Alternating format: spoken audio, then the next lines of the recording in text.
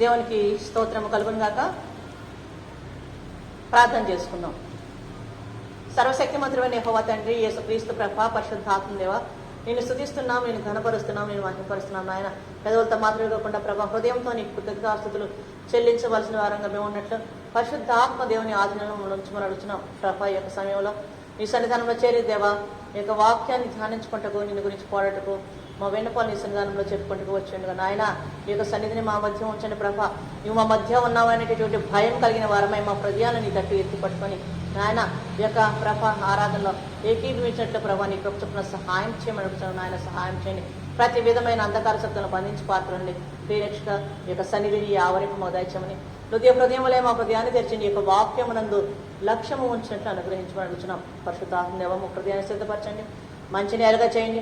మా హృదయంలో పడిన వాక్యము మొలకెత్తి 100 60 ఫలించినటువంటి కృప చొప్పున సహాయం చేయమని ప్రతి విధమైన అంధకార శక్తులను బంధించి పాత్రను మంచు తండ్రి యేసయ్య పరిశుద్ధాత్మ మమ్మల్ని మీ స్వాధీనంలో ఉంచుకొని మమ్మల్ని మీకు అప్పగించుకుంటూ యేసు పరిశుద్ధ నామాన్ని వేడుకుంటున్నాం తండ్రి, ఆమేన్. దేవుని నామాన్ని స్తుతించుకుంటూ ఆంధ్ర క్రైస్తవ కీర్తన పుస్తకం నుండి 442వ కీర్తన పల్లవి 1, 2, 3, 6 చరణాలను పాడుకుందాం.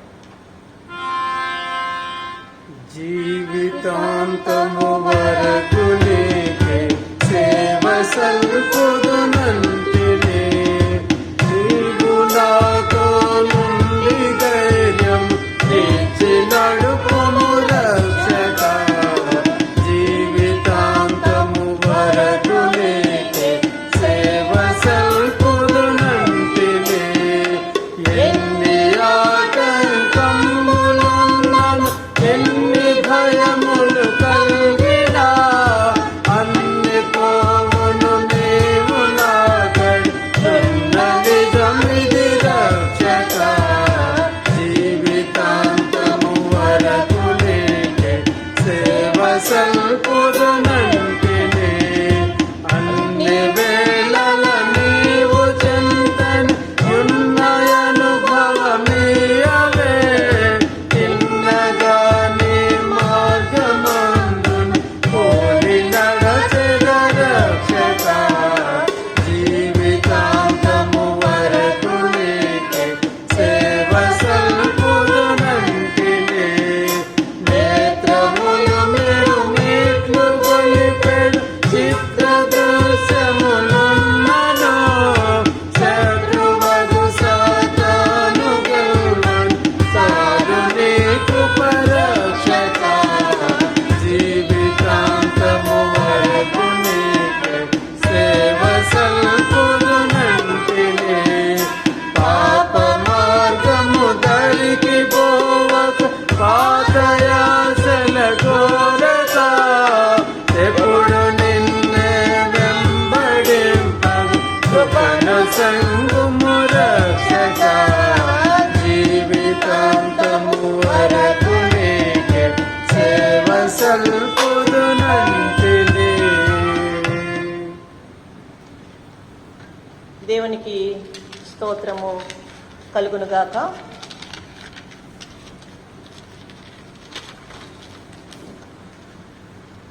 ఈరోజు బైబిల్ ఆల్మనకు ప్రకారము పాత నిబంధన పాఠముగా దానియేలు గ్రంథము 9వ అధ్యాయము 20వ వచనం నుండి 27వ వచనం వరకు, అదే విధముగా క్రొత్త నిబంధన పాఠ్యభాగంగా అపోస్తులైన పౌలు కొరింథీయులకు రాసిన మొదటి పత్రిక 15వ అధ్యాయము 1వ వచనం నుండి 11వ వచనం వరకు ధ్యానించబోతున్నాం. పాత నిబంధన పాఠ్య భాగంలో చూచినట్లయితే విజ్ఞాపనలు చేయుచున్న దానియేలు యొక్క ప్రార్థనలకు జవాబుగా ఇవ్వబడినటువంటి దర్శనాన్ని గురించి ధ్యానించబోతున్నాం. అదేవిధంగా క్రొత్త నిబంధన పాఠ్య భాగంలో తనకివ్వబడిన ఉపదేశము కృపల గురించి పౌలు గారు కొరింథు సంఘానికి తెలియజేస్తూ ఇచ్చిన సాక్ష్యాన్ని గురించి ధ్యానించబోతున్నాం. మొదటి పాఠ్యభాగంలో చూసినట్లయితే అక్కడ దానియేలుకు దర్శనం కలుగుతుంది. దర్శనము ఏ సమయంలో కలిగింది అన్న విషయాన్ని కనుక చూసినట్లయితే 9వ అధ్యాయము 21వ వచనము చివరి భాగంలో సాయంత్రపు బలి అర్పించు సమయంలో ఆ యొక్క దర్శనాన్ని, గబ్రియేలు దూత కనబడి తెలియజేసిన దర్శనాన్ని దానియేలు చూస్తాడు. దేవుని యొక్క వాక్య భాగంలో మోషే ధర్మశాస్త్రానుసారంగా మరి మోషే ఇశ్రాయేలుకు తెలియజేసిన ప్రకారం ఉదయము సాయంత్రము మందిరంలో బలి అర్పించేటటువంటి ఆ యొక్క ఆచారం కొనసాగుతూ ఉండేది.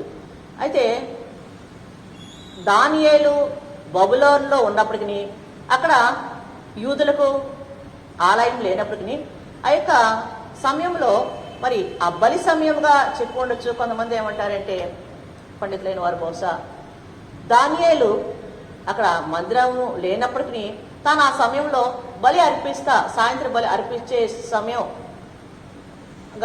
ఆ సమయం అయి ఉండొచ్చు అంటారు. ఏది ఏమైనా అతని దర్శనం కలిగిన సమయము సాయంత్రపు అనుదిన బలి అర్పించేటటువంటి సమయం.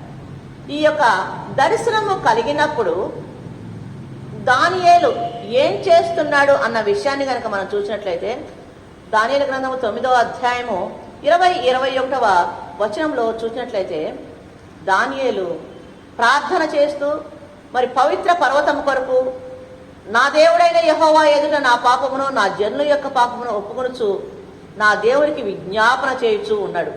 అక్కడ ఆయనకి దర్శనము కలిగే సమయానికి దానియేలు చేస్తున్న పని ఏంటంటే, తన గురించి, తన ప్రజల గురించి మరి యొక్క వాళ్ళ పాపాలను ఒప్పుకుంటూ దేవుని యొక్క సన్నిధానంలో దేవునికి విజ్ఞాపన చేస్తూ ఉన్నటువంటి పరిస్థితి.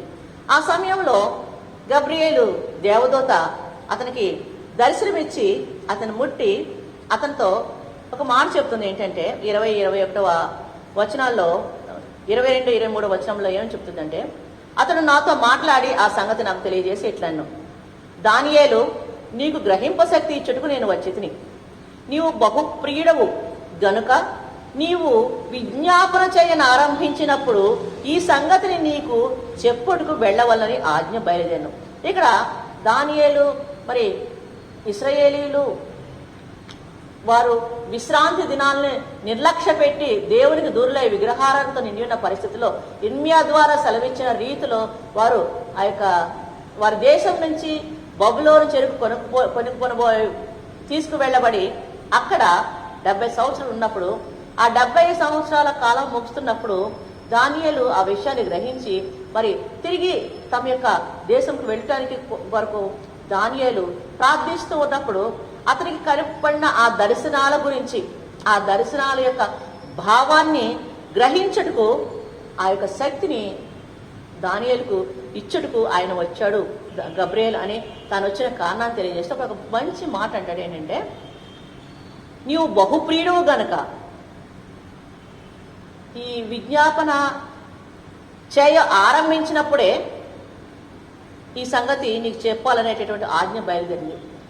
మన యొక్క జీవితాల్లో లేదా భక్తుల జీవితాల్లో ప్రార్థిస్తూ ఉన్నప్పుడు కొన్నిసార్లు ప్రార్థిస్తూ సంవత్సరాల తరబడి ప్రార్థించిన తర్వాత ఆ యొక్క జవాబు అనేది వారికి దొరుకుతుంది. అయితే వారు ప్రార్థించి కనిపెడుతూ ఉన్నప్పుడు జవాబు ఇవ్వబడుతుంది. లేదా వారు ప్రార్థించి కొంత సమయం లేదా కొద్ది కాలము, కొన్ని రోజులు లేకపోతే నెలలో, సంవత్సరాలు గడిచిన తర్వాత వారు అడిగిన దాన్ని వారు పొందగలుగుతారు.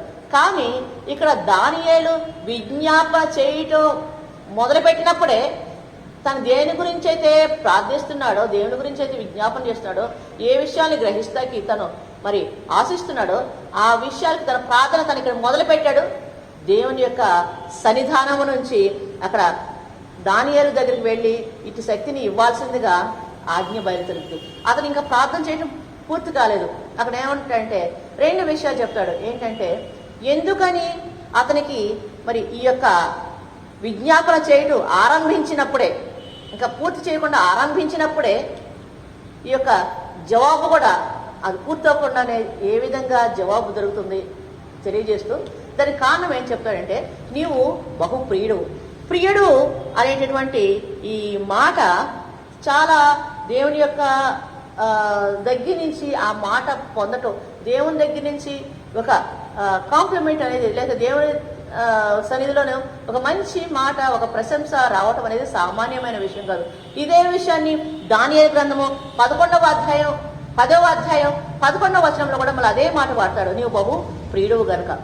ఎందుకని దానియేలు ఇట్టి విధముగా మరి దేవుని యొక్క సన్నిధిలో బహు ప్రియుడుగా, అంటే దేవునికి ఇష్టమైన వాడుగా, దేవుడు ప్రేమించేవాడుగా ఏ విధంగా కాగలిగాడు, ఏ విధంగా అసలు ప్రార్థన మొదలు పెట్టగానే జవాబు రావటం ఆరంభమైంది. అంతగా అతను దేవుని చేత ఏ విధంగా ప్రేమించబడ్డాడు, ఆ విధంగా దేవునికి ప్రియుడిగా ఉండటానికి కారణాలు ఏంటి అన్న విషయాల్ని దేవుని యొక్క వాక్యంలో మనం ధ్యానించినట్లయితే, అక్కడ దానియేలు గ్రంథము 1వ అధ్యాయం 8వ వచనంలో దానియేలు మరి కేవలము తన యొక్క హృదయాన్ని పవిత్రంగా ఉంచుకోవడం మాత్రమే కాదు, కానీ రాజు యొక్క ఆ బలి అర్పితాలతో కూడిన రాజు భుజించే ఆహార పదార్థాలు తన యొక్క దేహాన్ని ఏ విధంగా, మరి తన ఆత్మ కూడా ఏ విధంగా అవి మరి వాటిని అపవిత్రపరుస్తాయో, ఆ విధంగా తనని అపవిత్రపరచుకోవడం ద్వారా దేవుని దృష్టికి తాను మరి వ్యతిరేకత ఏ విధంగా ఉంటాడో అనేటటువంటి ఉద్దేశంతో దేవుని యొక్క వాక్యంలో ఉంది కదా, ఎన్నటెన్నటికి పరిశుద్ధతయే నీకు అనుకూలము. ఈ యొక్క పరిశుద్ధంగా ఉండటం అనేది దైవ లక్ష్యం. అటువంటి దైవ లక్ష్యాన్ని దానియేలు కలిగి ఉండటం కోసం కేవలం ప్రార్థన ద్వారా, విశ్వాసం ద్వారా తన యొక్క హృదయాన్ని మాత్రమే పవిత్రపరచుకోవడం లేదు, కానీ తన యొక్క దేహాన్ని, తన యొక్క ఆత్మను ఆ యొక్క రాజు అపవిత్రంగా, అంటే రాజు యొక్క భోజనం ద్వారా అపవిత్రపరచుకోవటానికి ఇష్టపడక నిరాకరించినట్లు తను పరిశుద్ధుడుగా ఉండటానికి దేవుని సన్నిధిలో మరి అక్కడ దానియేలు నిర్ణయంగా ఒక గట్టి పట్టుదల కలిగి ఉన్నట్లు మనం చూస్తాం. రెండవ విషయం ఏంటంటే, అక్కడ దేవుడు ఈ రోజు మనతో మాట్లాడుతాడు ఏంటంటే, మన యొక్క మాట దేవునికి మనం ప్రియులుగా ఉండాలంటే, మన ప్రార్థనలకి మరి వెంటనే సమాధానం దొరకాలంటే, మనం కూడా దానియేలు లాగా ఉండాలి అంటే మన యొక్క చూపు, మన ఆలోచన, మన నడత, మన ప్రవర్తన మొత్తము చూస్తున్న మనుషుల ముందు కాదు, చూస్తున్న దేవుని దృష్టికి పరిశుద్ధంగా యథార్థంగా ఉన్నట్లయితే మనం ఆయనకు ప్రియులుగా ఉండగలుగుతాం. రెండవది ఏంటంటే, దానియేలు గ్రంథము 2వ అధ్యాయం 18వ వచనంలో నెబుకద్నెజరు కలగని ఆ కళని మర్చిపోయాడు. కళని మర్చిపోతే ఆ భావాన్ని చెప్పడం సత్యము కాదు, కానీ అయినప్పటికీ నెబుకద్నెజరు తన యొక్క ఆ రాజుగా తనకున్న అధికారాన్ని బట్టి అక్కడ ఉన్న జ్ఞానుల్ని, సెగను గార్డుని అందరినీ పిలిపించి, నేను ఇట్లా కళ మర్చిపోయాను భావాన్ని చెప్పు అంటే అది అసాధ్యము. మరి వారు కళ చెప్పు, భావాన్ని చెప్తాము అంటే అతను నాకు వెంటనే టైం ఇచ్చి ఈ టైంలో నాకు కళ చెప్పాలా, దాని యొక్క భావం కూడా చెప్పాలా, లేకపోతే మీకు మరణం తథ్యం అనే ఒక శాసనం చేసినప్పుడు మరి దానియేలు తాను కూడా ఆ జ్ఞానుల్లో ఉన్నతమైన స్థితిలో ఉన్న వాళ్ళ తాను కూడా ఉన్నాడు కాబట్టి, రాజు చేత అటువంటి స్థితిలో ఉంచబడ్డాడు కాబట్టి, ఇది ఆ చెప్పలేకపోతే, ఆ యొక్క దర్శనానికి కళ యొక్క భావాన్ని చెప్పలేకపోతే సంపపడే వారిలో తాను, తన యొక్క స్నేహితులు, ఉన్నతమైన స్థానం ఉందన్న తన స్నేహితులు ఉంటారు కాబట్టి అక్కడ దానియేలు బెంబేలు పడిపోయి ఆందోళన పడి ఏం చేద్దాము అని మరి ఏం తోచక దిగాలతో అతను ఉండలేదు. కానీ అతడు ఆ యొక్క కళ, దాని యొక్క మర్మము దేవుని సన్నిధిలో నుంచి పొందడం కోసం అతను ప్రార్థించినట్లు మనం చూస్తాము. అంత మాత్రమే కాకుండా తన యొక్క స్నేహితులు కూడా ఆ రాజు శాస్త్రాన్ని బట్టి నశించిపోకుండా ప్రార్థన చేయాలని వాళ్ళతో చెప్పి అందరూ కలిసి దేవుని సన్నిధానంలో మొరపెట్టినప్పుడు బెంబేలెత్తిపోకుండా, అవిశ్వాసం కలిగి ఉండకుండా దేవుని సన్నిధిలో ప్రాధేయపడి వారు అడిగినప్పుడు దేవుడు ఆ కళ యొక్క భావాన్ని దానియేలు ద్వారా మరి నెబుకద్నెజరుకు తెలియజేసినట్లు, సంభవించబోయేటటువంటి సంగతులను దానియేలు ద్వారా దేవుడు నెబుకద్నెజరుకు తెలియజేసినట్లు మనం చూస్తాం.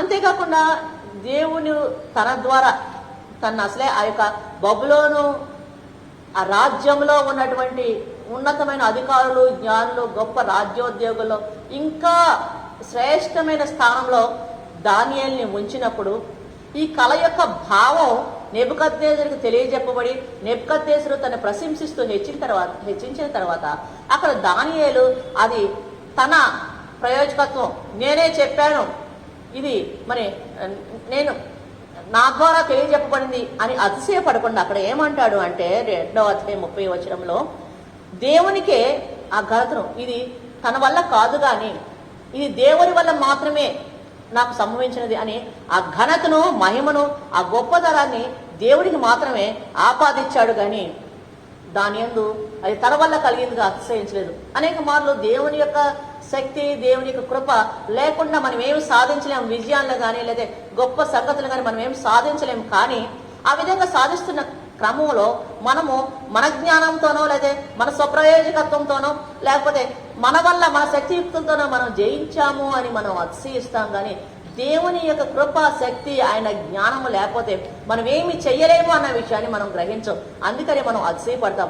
దానియేలు ఆ విధంగా అతిశయపడలేదు. కానీ అక్కడ దేవునికి ఘనతను, మహిమను ఈ దేవుని వల్లే జరిగింది. నేను చెప్పానంటే అది దేవుని వల్ల మాత్రమే, ఇంకెవ్వరూ దాన్ని చెప్పజాలరు అని దేవునికి ఘనత, ప్రభావాన్ని ఆపాదించేట్లు మనం చూస్తాం. తర్వాత భాగంలో చూసినట్లయితే కేవలము దేవుని దృష్టికి మాత్రమే కాకుండా మనుషుల దృష్టిలో కూడా దానియేలు గ్రంథము 4వ అధ్యాయము 4-5 వచనంలో చదవబడిన వాక్య భాగాన్ని చూసినట్లయితే దానియేలు గ్రంథము 4వ అధ్యాయము 4-5 వచనాలలో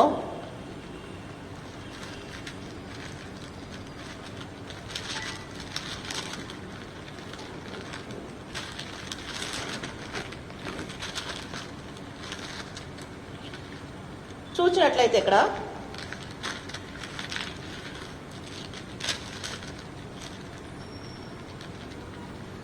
6వ అధ్యాయము 4-5 వచనంలో అందుకు ఆ ప్రధానులను, అధిపతులను రాజ్యపాలన విషయంలో దానియేలు మీద ఏదైనా ఒక నింద మోపు వలన నుండి తగిన హేతువు కనిపెట్టుచుండ్రి.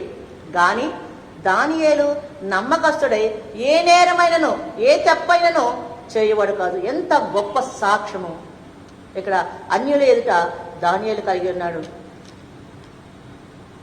అందుకు ఆ మనుషులు వాళ్ళు ఏ లోపం కనుగొనలేక అతని దేవుని పద్ధతి విషయం అందే కానీ మరి ఏ విషయం అందునో అతనిలో లోపము కనుగొనలేము అని వాళ్ళు అనుకున్నారు.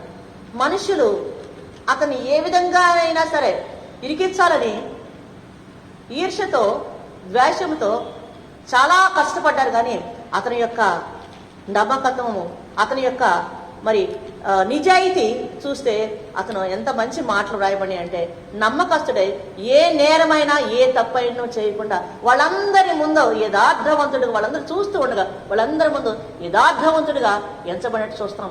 దేవుని యొక్క బిడ్డలైన వారు తామున్న చోట, కుటుంబాల్లో కానీ బయట కానీ ఎక్కడైనా కానీ దేవుని బిడ్డలుగా వారు ఏ విధంగా ఎంచబడతారంటే తమకు అప్పగింపబడిన బాధ్యతల నిర్వహణలో నమ్మకత్వాన్ని కలిగి ఉంటూ ఆ ఇవ్వబడిన ఆ రూల్స్ ప్రకారం లేదా ఆ నిబంధన ప్రకారం తూచా తప్పకుండా నెరవేరుస్తూ యథార్థంగా, న్యాయంగా తమకు అప్పగింపబడిన పనిని ఎవరైతే జరిగిస్తారో వారు దేవుని మహిమపరచువారుగా ఉంటారు.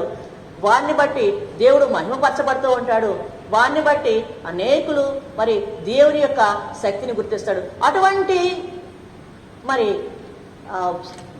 స్థితిని, అటువంటి గుణగణాలను కలిగి ఉన్న ఈ యొక్క దావీదు అటువంటి స్థితిని బట్టి దేవునికి ప్రియుడిగా ఎంచబడతాడన్న విషయాన్ని మనం జ్ఞాపకం చేసుకోవాలా. అంత మాత్రమే కాదు, అతని యొక్క మోకాళ్ళ ప్రార్థన అరుపు క్రమం తప్పక కలిగి ఉండేవాడు. 6వ అధ్యాయము 10వ వచనము ఈ యొక్క గుణగణాలన్నిటి బట్టే దానియేలు నువ్వు నాకు ప్రియుడివి, నాకు ఇష్టడివి అనేటటువంటి మాట దేవుడి దగ్గర నుంచి పొందగలిగినట్లు మనం చూస్తాం. 6వ అధ్యాయము 10-11వ వచనంలో చూసినట్లయితే అతనికి ఒక మంచి దేవునితో చక్కటి సంబంధం దినదినము కలిగి ఉండేటటువంటి ఒక సంబంధాన్ని కలిగి ఉన్నట్లు చూశాడు. ఏంటంటే యథాప్రకారం అంటే ఎప్పుడు అతను చేసేటటువంటి రోజువారి కృత్యంగా అతను ఏం చేస్తాడంటే అనుదినము ముమ్మారు మోకాళ్ళలోని తన ఇంటి పైగది కిటికీలు యెరూషలేము తట్టుకు తెరవబడి ఉండగా తన దేవునికి ప్రార్థన చేయొచ్చు ఆయన్ను స్తుతిస్తూ వస్తున్నట్టు మనం ఇక్కడ దేవుని యొక్క వాక్యంలో చూస్తాం. దానియేలు అతను రోజువారీ కార్యక్రమం ఏంటంటే 3 సార్లు అక్కడ చూసినట్లయితే 3 సార్లు మోకాళ్ళ మీద ఎంతో జ్ఞానిగా దేవుని యొక్క దృష్టిలో గొప్పవాడుగా, అంత మాత్రమే కాకుండా అక్కడ ఆ కల్దీయుల యొక్క రాజాస్థానంలో గొప్పవాడుగా ఉన్నటువంటి వ్యక్తి ఆ రాజభోగాల్లో పడి దేవునితో తన యొక్క సన్నిహితత్వాన్ని, దేవునితో తన సంబంధాన్ని అతను వదులుకోలేదు. కానీ దేవునితో తను మునుపు ఏ విధమైనటువంటి ఆ సంబంధాన్ని కలిగి ఉన్నాడో అదే సంబంధాన్ని ఎటువంటి పరిస్థితుల్లోనూ మరణము అతనికి వ్యతిరేకంగా ఒక శాసనం తీసుకొచ్చి రాజులు తప్పించి ఇంకెవరిని పూజించడానికి వీలేదు అన్నప్పటికీ ప్రాణాల మీదకి వచ్చినప్పటికీ దేవునితో తను కలిగిన అనుబంధాన్ని అతను విడిచిపెట్టిన వాడు కాదు. ఇటువంటి శాసనము రాజును తప్పించి ఇంకెవరు పూజించినా సరే వాళ్ళు మరణానికి పాత్రలు అవుతారు అనేటటువంటి ఆ శాసనము చేయబడిందని తెలుసు కూడా అక్కడ 10వ వచనంలో ఇట్టి శాసనము సంతకము చేయబడినని తెలుసు కూడా దానియేలు ఆ శాసనాన్ని చేసినటువంటి ఆ శాసనాన్ని అమలుపరచగలిగిన శక్తి ఉన్నటువంటి రాజులకు భయపడలేదు, కానీ తన దేవునికి మాత్రమే భయపడి తన దేవుని మాత్రమే ప్రేమించి అతను యథావిధిగా ముమ్మారు మోకాళ్ళు అని యెరూషలేము వైపు కిటికీలు తెరవబడి ఉండగా తన దేవునికి ప్రార్థిస్తూ ఉన్నాడు, స్తుతిస్తూ ఉన్నాడు. మన యొక్క జీవితాల్లో దేవుని యొక్క వాక్యానుసారంగా దేవుని యొక్క ఉద్దేశమో చిత్తమో ఏమిటో మనకు తెలియజేయబడిన తర్వాత తెలుసుండి కూడా పరిస్థితులు వ్యతిరేకంగా ఉన్నప్పుడు, పరిస్థితులు అనుకూలంగా లేనప్పుడు మనం సమర్థించుకొని ఆ వాక్యానుసారంగా చేయకుండా రాజీ పడిపోతాం. కారణాలు చెప్తాం, చేద్దామనే ఉంది కానీ పరిస్థితులు ఈ విధంగా వచ్చింది, ఈ విధంగా నష్టపోతాం, ఈ విధంగా కష్టమవుతుంది. కాబట్టి దేవుడు చెప్పిన ఆ మార్గంలో కాకుండా, విన్న వాక్యానుసారంగా కాకుండా ఈ విధంగా చేయాల్సి వచ్చింది, దేవుడు క్షమిస్తాడులే అని మనం అనుకుంటాం. దేవుడు క్షమిస్తాడు, కానీ మనం ఎప్పటికీ దేవుని యొక్క మాటల్ని ఎటువంటి పరిస్థితుల్లోనూ, అనుకూలమైన పరిస్థితుల్లోనూ అననుకూలమైన పరిస్థితుల్లోనూ మనం దేవుని యొక్క మాటను గనక మీరు దేవుని యొక్క వాక్యాన్ని ఆ వాక్యానుసారంగా జీవించడాన్ని మనం చేయకుండా రాజీ పడిపోయి మనం ఉన్నట్లయితే మనం దేవుని దృష్టికి ప్రియులుగా కాము. ఈ రోజున దేవుడు మనతో మాట్లాడుతున్నాడు.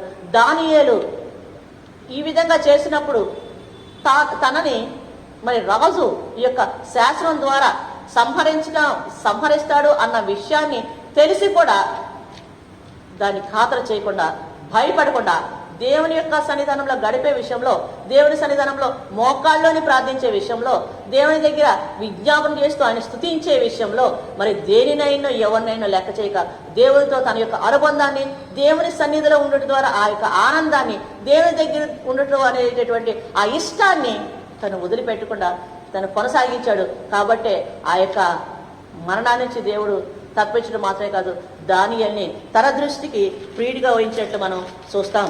అంత మాత్రమే కాకుండా దానియేలు సాధారణంగా మన యొక్క ప్రార్థనలు, మన జీవితాల్లో మన గురించి, మన పిల్లల గురించి, మన కుటుంబాల గురించి, మనకు సంబంధించిన వాటి గురించి మాత్రమే ఉంటాయి. అయితే దానియేలు అయితే 9వ అధ్యాయము 3వ వచనంలో కనుక మనం చూసినట్లయితే అతడు ప్రార్థిస్తున్నాడు.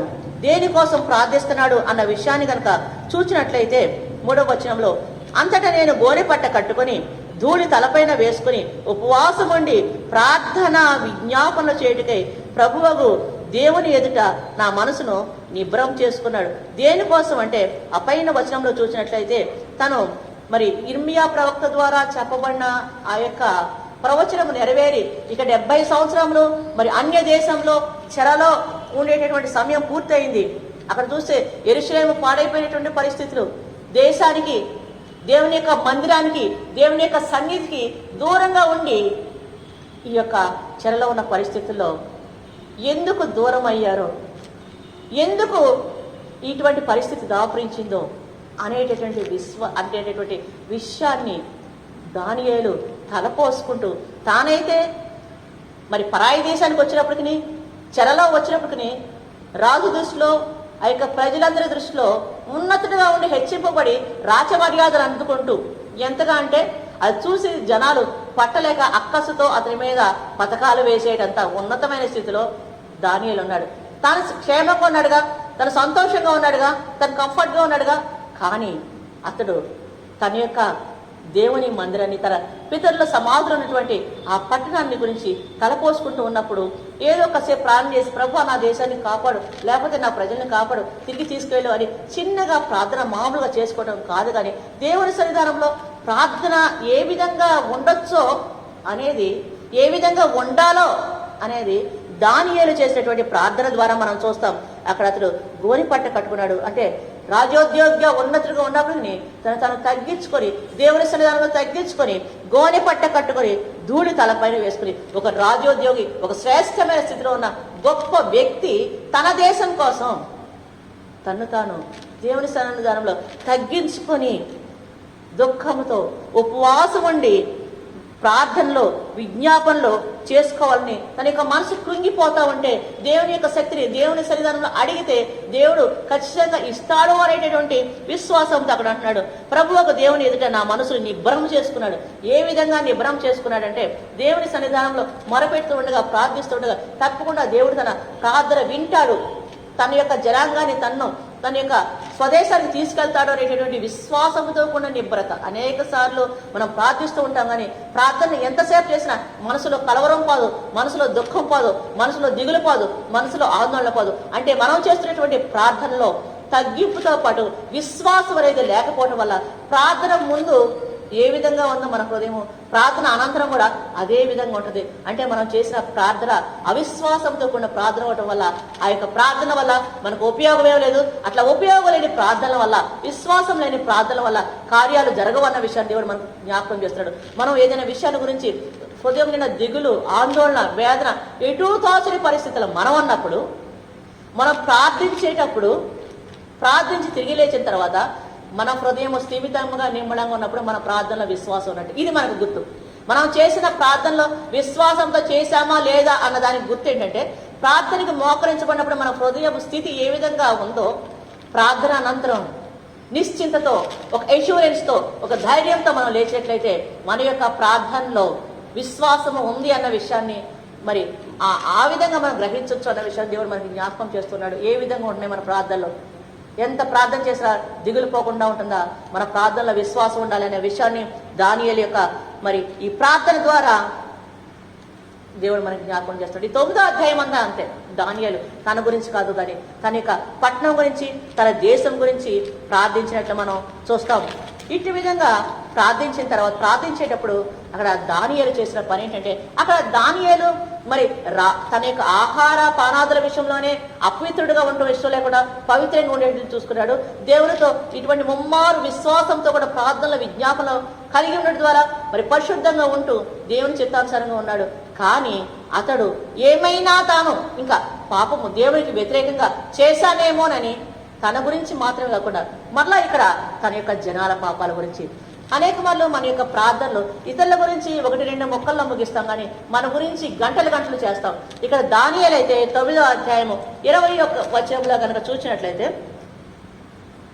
నా దేవుడైన యెహోవా ఎదుట నా పాపమును, నా జనుల యొక్క పాపమును ఒప్పుకొలుచు నా దేవుని విజ్ఞాపన చేయుచుండి. ఇక్కడ దానియేలు తన యొక్క పాపాలతో పాటు తనే కాకుండా తన యొక్క జనాంగం యొక్క పాపాలు కూడా తాను ఒప్పుకొలుచు ఒక 2 ముక్కలు 3 ముక్కల ప్రార్థన కాదు, కానీ విజ్ఞాపన చేస్తున్నట్లు మనం చూస్తాం. విజ్ఞాపన అంటే ఇతరుల గురించి చేసేది ఎక్కువసేపు విశ్వాసంతో ప్రభు సన్నిధానంలో పట్టు వదలక కనిపెడుతూ చేసేటువంటి ప్రార్థన. కానీ మన జీవితాల్లో మన యొక్క ప్రార్థన చూస్తే ఏదో మొక్కుబడిగా 4 ముక్కలుగా, కానీ మనం వాంఛించే మాత్రం గొప్పగా ఎక్స్పెక్ట్ చేస్తాం.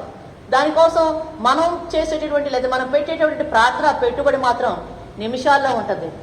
ఇక్కడ దానియేలు అయితే గొప్ప కార్యానికి గొప్ప ప్రార్థన కావాలా, విజ్ఞాపన కావాలా, కన్నీటితో విశ్వాసంతో దేవుని సన్నిధానంలో సరిపడే ప్రార్థనలు దేవునికి అంగీకారయుతం అవుతాయి అన్న విషయాన్ని గ్రహించిన వాడై తన యొక్క విజ్ఞాపనలో పాపాలను ఒప్పుకున్నాడు. ఎందుకంటే మనకు తెలుసు యెషయా గ్రంథం 59వ కీర్తనలో 59వ అధ్యాయంలో, రక్షించనేరక ఉన్నట్లు ఆయన చేతులు కుర్చ కాలేదు, విననేరక ఉన్నట్లు ఆయన చెవులు బంధం కాలేదు. కానీ మన యొక్క ప్రార్థన ఆయన సన్నిధానానికి వెళ్ళటానికి, ఆయన కృపలు మన మధ్యకి రావటానికి ఆటంకంగా ఎప్పుడూ మన యొక్క పాపాలు నిలిచి ఉంటాయి. కాబట్టి ఎంత ప్రార్థన చేసినా సరే ఈ యొక్క పాపాలు మన ప్రార్థనను అడ్డుకుంటాయి.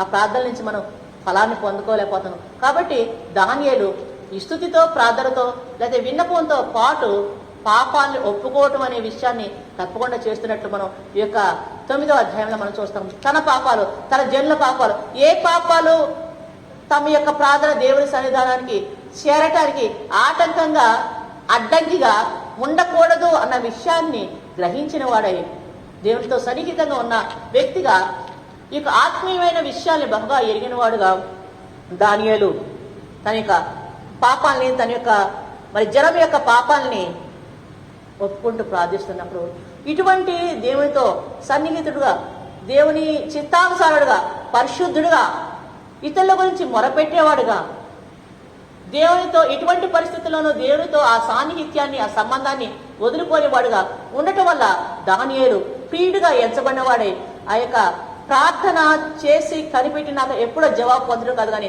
ఈ ప్రియమైన వ్యక్తి ప్రార్థన చేయటం మొదలు పెట్టగానే దేవుడు ఈ ప్రార్థన పూర్తవలేదు, ఇమీడియట్ గా జవాబు రానే వచ్చింది. ఆ యొక్క దేవదూత ద్వారా, గబ్రియల్ దేవదూత ద్వారా దానియేలుకి ఆ దర్శనాలను గ్రహించేటటువంటి శక్తిని, మరి కేవలము తన గురించి, ఈ యొక్క తన దేశం గురించి ఇవి మాత్రమే కాదు, కానీ అంత్య దినాల్లో సంభవించబోయేటటువంటి సంగతుల గురించి, ఆ దర్శనాల గురించి, ఆ దర్శనాలను గ్రహించి అంటే దేవుడు ఏమి జరగబోయే విషయాలు తెలియజేస్తున్న వాటి గురించి గ్రహించడానికి ఆ శక్తిని ఇస్తూ ఆ దర్శనాలన్నింటినీ ఇచ్చేటువంటి వ్యక్తిగా మనం చూస్తాం. దేవునికి ఎంత సన్నిహితంగా ఉంటే, దేవుణ్ణి ఎంత ప్రేమిస్తే, దేవుని ఎంత హత్తుకొని ఉంటే, దేవునికి ఎంత ఇష్టలుగా ఉంటే దేవుడు అంత అత్యధికముగా కేవలము ఈ లోక సంబంధమైన వాటి మాత్రమే కాదు, కానీ పారమార్థికమైన జ్ఞానముతో, పారమార్థికమైన ఆ యొక్క దర్శనాలతో మనల్ని నింపి, మరి అన్ని వేళలా మనం అడిగే ప్రతి విషయాన్ని మనం అడగటం మొదలు పెట్టక ముందే ఆయన మనకి ఇస్తాడు అన్న విషయాన్ని ఈరోజు మనకి దేవుడు జ్ఞాపకం చేస్తున్నాడు. మనం చదువుకునేటువంటి 2వ పాఠ్య భాగంలో చూసినట్లయితే అక్కడ పౌలు గారు కొరింథీ సంఘానికి వ్రాస్తూ తన పత్రికల ద్వారా అక్కడ అంటాడు, 15వ అధ్యాయము కొరింథీయులకు రాసిన మొదటి పత్రిక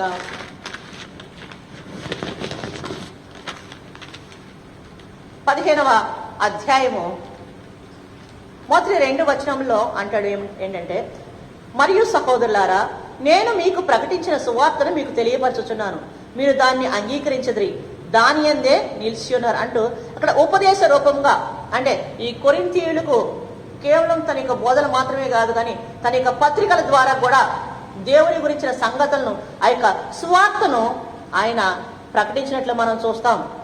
ఇక సువార్త అనేటటువంటి విషయాన్ని కనుక మనం ఆలోచించినట్లయితే, ఇక సువార్త అనగా ఏంటి?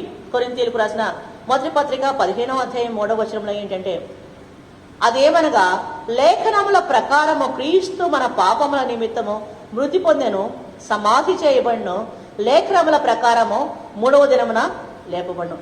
ఈ యొక్క సువార్తను అంటే మన యొక్క పాపములలో నశించిపోతూ బ్రతికి ఉండగానే మరణ భయం కలిగి మరణానంతరం నిత్య నరకంలో ప్రవేశించవలసిన మన కొరకు క్రీస్తు జన్మించి మరి మన యొక్క పాపముల నిమిత్తము ఆయన మృతి చెందాడు, సమాధి చేయబడ్డాడు.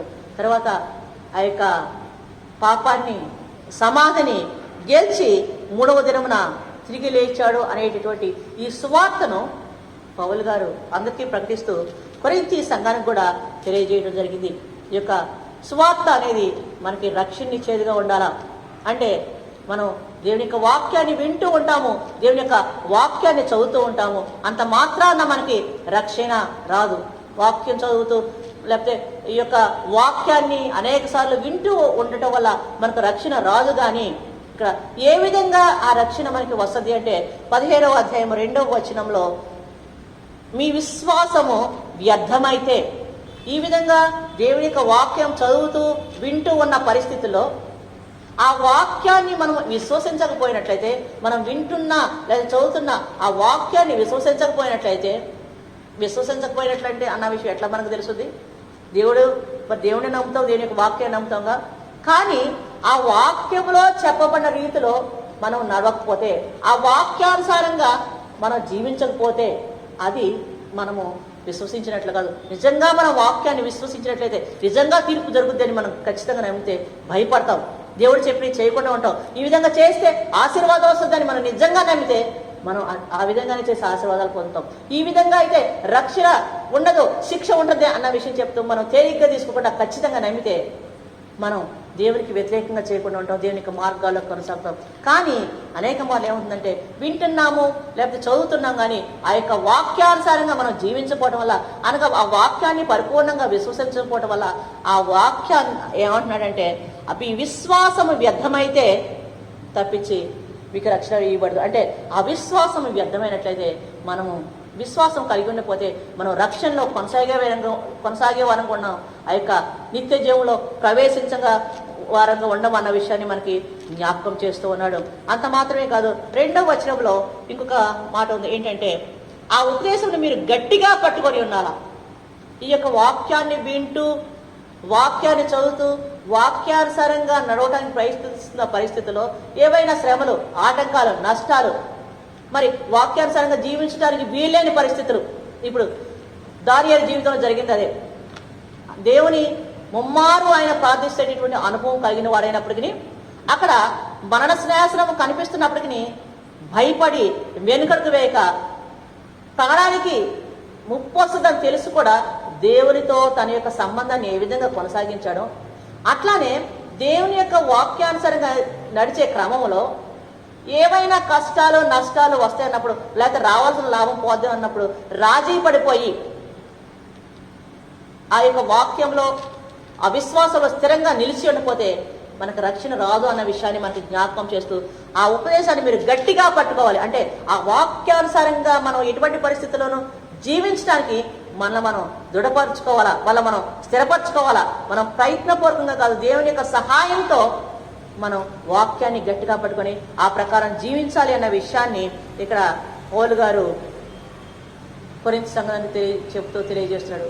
రక్షణ మార్గంలో కొనసాగాల, విశ్వసించడం ఒక వంతు, విశ్వసించిన దాన్ని ఎటువంటి పరిస్థితుల్లోనూ తెలియకుండా గట్టిగా పట్టుకున్నట్లయితే, అంటే వాక్యాన్ని విని విశ్వసించాలా, ఆ వాక్యానుసారంగా నడవాలా, ఎట్టి పరిస్థితుల్లోనూ ఆ వాక్యపు మార్గంలోంచి తొలగిపోకూడదు. అప్పుడే మనం రక్షణలోకి ప్రవేశిస్తాం, రక్షణార్థమైన జీవితం జీవిస్తాం, నిత్య జీవంలోనికి ప్రవేశిస్తాం. కడ వరకు పట్టుదలగా ఉంటేనే, లేని ఎళ్ళ మనం రక్షణలోంచి తొలగిపోతాం అన్న విషయాన్ని ఇక్కడ పౌలు గారు తెలియజేస్తున్నట్టు మనం చూస్తాం. అంతేకాకుండా మనం ఇట్టి విధంగా నడవాలంటే అది కేవలం దేవుని కృప వల్ల మాత్రమే అన్న విషయాన్ని తెలియజేస్తూ కొరింథీయులకు రాసిన మొదటి పత్రిక 15వ అధ్యాయము 10వ వచనంలో మాట్లాడుతున్నారు. ఏంటంటే, నేనేమై ఉన్నానో అది దేవుని కృప వల్లనే. అంటే తన యొక్క రక్షణ ఈ యొక్క ఆయా సంఘాల్లో భయంకరమైన పరిస్థితులకు ఓర్చి తాను చేసినటువంటి గొప్ప పరిచర్య, ప్రభు నిమిత్తం తాను పొందిన హింసలు, ఆ హింసల్లో తను దృఢంగా నిలిచి ఉండటం, తన విశ్వాసాన్ని కోల్పోకపోవడం, మంచి పోరాటం, ఇవన్నీ నా యొక్క స్వశక్తితో, నా యొక్క భక్తితో కాదు. కానీ ఏమన్నాడంటే, అది దేవుని కృప వలననే అయి ఉన్నాను, మరియు ఆయన నాకు అనుగ్రహింపబడిన ఆయన కృప నిష్ఫలము కాలేదు అని చెప్తూ ప్రయాసపడినది నేను కాను, నాకు తోడి ఉన్న దేవుని కృపే. అనేక సార్లు మనం దేవుని కోసం కానీ లేదా విలువలను మరి దాన్ని అనుసరించి దేవుని యొక్క వాక్యానుసారంగా జీవించే క్రమంలో ఏ చిన్న మంచి పని చేసినా మనం అతిశయించేస్తాం. నేను చేశాను, నేను ఉపవాస ప్రార్థన చేశాను, మన అవసరాల కోసం మనం ఉపవాస ప్రార్థన చేసినా నేను ఉపవాస ప్రార్థన చేశాను, లేకపోతే బైబిల్ చదివాను, లేకపోతే ఇది చేశాను, దేవుని ఏమైతే అది చేశాను అని చెప్తాం. కానీ పౌలు గారు తన జీవితాన్ని పానార్పణంగా ప్రభు కోసం పోసినటువంటి పౌలు గారు భయంకరమైన హింసలలో, మరణకర పరిస్థితుల్లో దేవుని కోసం స్థిరంగా నిలిచి తను తాను మరి దేవుని యొక్క పరిచర్యలో స్థిరపరచుకొని అనేక సంఘాలకు, అనేకులకు ఇప్పుడు పత్రికల ద్వారా మనందరికీ ఆశీర్వాదకారకుడిగా ఉన్న పౌలు గారు ఆ యొక్క తను చేసిన ఆ పరిచర్య తన యొక్క మరి సొంత ఇదిలోనూ లేకపోతే తన స్వప్రయోజకత్వంగా తను సాధించిందిగా చెప్పుకోవట్లేదు. కానీ అక్కడ ఏమంటున్నాడంటే, ప్రయాసపడినది నేను కాను, నాకు తోడై ఉన్న దేవుని యొక్క కృప.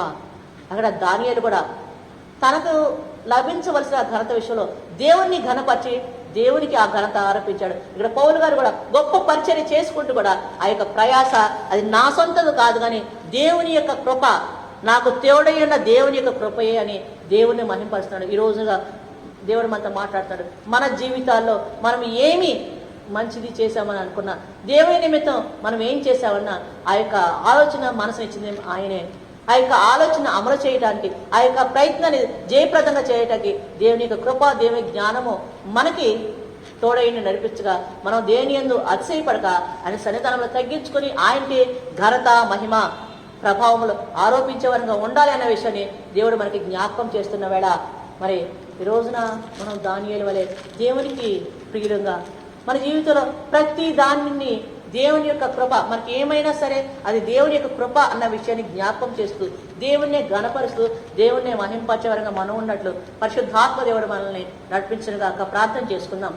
సర్వశక్తి మంత్రమైన యెహోవా తండ్రి, యేసుక్రీస్తు ప్రభ, పరిశుద్ధాత్మ నాయన, నీ బిడ్డలము, క్రీస్తు బిడ్డలము, క్రీస్తు వారము, క్రీస్తు సేవకులు అని చెప్పుకున్న మేము మా యొక్క జీవితాల్లో నీ చేత బహుప్రియుడ ప్రియురాలా అని నీ చేత అనిపించుకోగలిగే పరిస్థితుల్లో ఉన్నామా అన్న విషయాన్ని నాయన మా గురించి మేము భావించుకోవడం కాదు కానీ నీ దృష్టికి నీకు ప్రియులుగా ఉన్నామా అన్న విషయాన్ని పరిశుద్ధాత్మ దేవుని ద్వారా ఆ అష్యూరెన్స్ ని ఆ గ్రహింపును పొందగలిగేటటువంటి స్థితిలో మమ్మల్ని నడిపించు ప్రభా.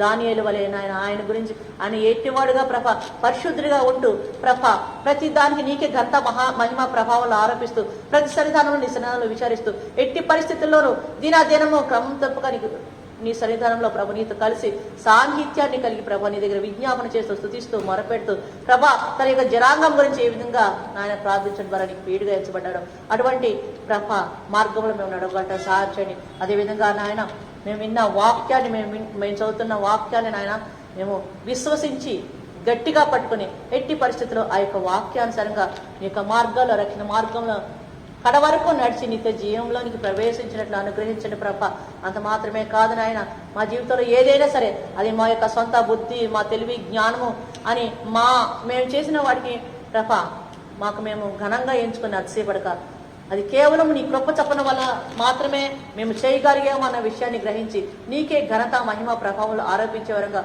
మేముండండి నీ కృప చప్పన సహాయం చేయమని నీ కృప మాపై ఉంచమని యేసు పరిశుద్ధ నామాన వేడుకుంటున్నాం తండ్రి. ఆమేన్. మన ప్రభు అయిన యేసుక్రీస్తు కృప, దేవుని ప్రేమ, పరిశుద్ధాత్మ సహవాసము సదాకాలం మనకు తోడేయండి. ఆయన యొక్క సన్నిధానంలో ఆయన కృపలో ఆయన దృష్టిలో బహు ప్రియులుగా ఆయనకి ఘనత మహిమ ప్రభావం ఆరోపించే వరకు మనం ఉన్నట్లు నడిపించును గాక. ఆమేన్.